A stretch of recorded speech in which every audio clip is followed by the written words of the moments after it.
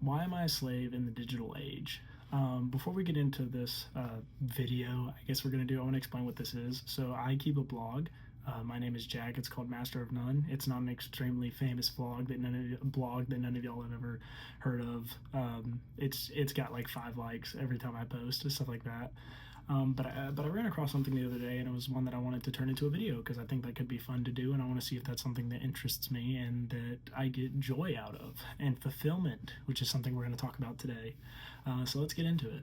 I think it was last Friday. I was sitting in my room. It was about 7:30 at night, and I always found that I'm more of a creative person. I enjoy writing. I enjoy reading. I enjoy drawing, but I wasn't really called to do any of those things that night. And so out of boredom, I reached for my phone. It's a big shocker that we all do that. But I reached for it, and I realized that I spent maybe 45 minutes scrolling on TikTok and Instagram and jumping between apps and not really getting any sort of fulfillment out of it. And this fulfillment has resonated with me over the last 10 months or so, I think, this lack of fulfillment. And while my mom would suggest that it is the lack of a religious figure in my life, I think it's something a little deeper than that. I was lucky enough to find a really good friend group in college, one that I got a lot of experiences out of with and learned about myself and others through. But in the spring of last year, we all got into relationships. Girls got boyfriends, boys got girlfriends. You know how it goes. And so that meant that we didn't spend a lot of time together, which is fine because usually you're spending it with your significant other. However, my significant other isn't in the college town that we thrive in. So they all spent time with their girlfriends, and that left me being alone a good bit of the time, which is fine. I don't mind being alone, and that's not a bad place to be. But when you don't know what to do at that time, that's where it gets questionable, and you turn to other things. And other forms of addiction, as it is, because the phone is an addiction. I've tried to break the toxic relationship with my phone for over a year now. Or if we put it in terms of like me and somebody I'm dating, right? So you get online and you see these news articles, or you see these people spreading hate, which we'll talk about later, and you see everything that's wrong with the world. You're getting pissed off, you turn your phone off, right? 10 minutes later, you open the app again. You go right back to it, where everything that made you mad is. And it's a toxic trait. There's nothing there that's making you better. Especially as I graduated with I'm in my master's now, but I graduated with a degree in multimedia journalism. So I work at a radio station. I work around the news constantly, and there's a lot of misinformation that is spread on social media websites. And it's a little annoying to see that all the time and have to argue with people about the facts and stuff that's actually happening and not just a conspiracy theory. Which it led me to ask this question: why can't I delete apps? Let's be honest, it's TikTok. Why can't I delete TikTok?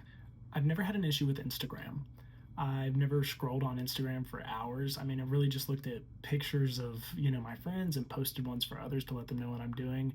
And I feel like I have my likes turned off because I don't really like identifying myself in those likes. I enjoy posting stories on Instagram with like whatever music I'm listening to, and checking the group chat a couple of times with my old high school friends that we still keep in contact with, but it's good to hear from them. I had a problem with Snapchat my sophomore year of college, and I deleted it for about 9 months and then got it back, but under new regulations. So I keep about 10 to 15 people on my Snapchat, and that's it. I don't talk to anybody else. Facebook is a really easy one to delete because it's a lot of AI use. It's a lot of misinformation. I really love Facebook Marketplace, but I could live without it. X was very, very easy to delete because every time I went to the comment section of a funny post or something a author or a celebrity I liked posted, the comments were filled with like AI chatbots and porn. And then I just started getting notifications for posts that I've never liked. Like it's like, oh, you like this, and it's like I've never said that I would like that. It felt very gross, so I got rid of that fairly quickly. TikTok. I joined TikTok in October of 2018, so I was a little bit ahead of the curve, but that's because I was on Musical.ly. Guilty.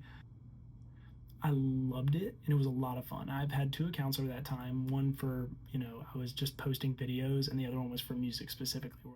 One of them grew to about 20,000 and the other one grew to about 40,000, which is not a lot. And I'm not saying that in a sense of like, oh, that's not a lot. I just mean in the grand scheme of things, you realize how little traffic you're actually getting, and how little, a lot of that just means is that you showed up on somebody's For You page and they went, oh, follow, and then they never saw you again.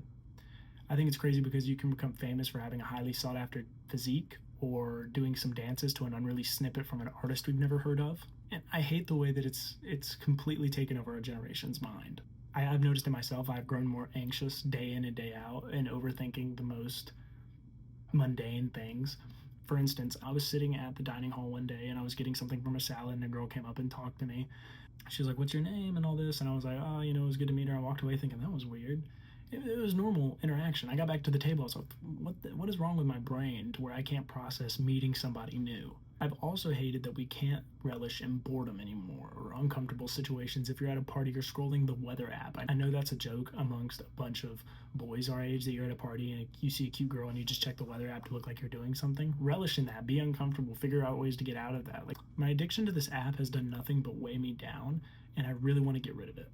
I really do, and I wrote that in the blog, that I said that I would update when I got rid of it, because when I'm at the end of my life and I look back at my youthful days, am I going to wish that I was spending more time scrolling? No, I'm going to be wishing that I was doing stuff like this, like writing and conveying thoughts. So we're going to switch to my MacBook cam.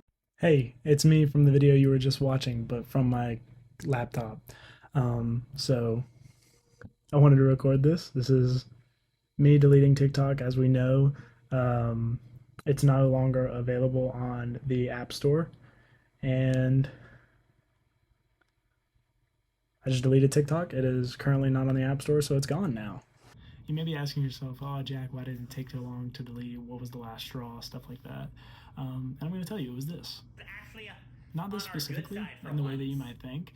I think this is one of the coolest things that I've seen on the app, and it's one of the things that I actually enjoyed tuning into, because it was really cool to see people put this level of theatrics into playing Yu-Gi-Oh!, especially with the dual discs and everything. And I got a lot of entertainment out of it. What I didn't like was getting in there every day and seeing people spread hate. I know that's not something that I should let dictate me, but it's one of those things that if I'm letting all of that hate come in, eventually it's going to come out, and I don't want it coming out, because what you take in, you do put out. And I don't like that, and I hate that for them, because I absolutely love those guys and any of those that I come across, and I'm going to miss that with the app. But it's something that I had to do, and I hope that I find other ways to eventually come across those live streams one day. Yeah, I couldn't take seeing the overspreading of hate and mindless hate, the fact that people are willing to tear down somebody else before building themselves up, and taking inspiration from these people, maybe thinking, hey, that's cool, I'd do something like that, or I enjoy this level of passion, I want to do that with my things. That's not really a thing anymore. That's not to say that that's not in the app. You can find that in the app, and that's something you have to dig very hard to do. This is definitely a radical choice that I'm taking, and it's something that I think I could benefit from, because I know other people who have cut off social media and live to tell the tale, and I would like to do that too. Definitely limit it and get back to my roots and what I enjoy. But yeah, that's what's going on right now with me.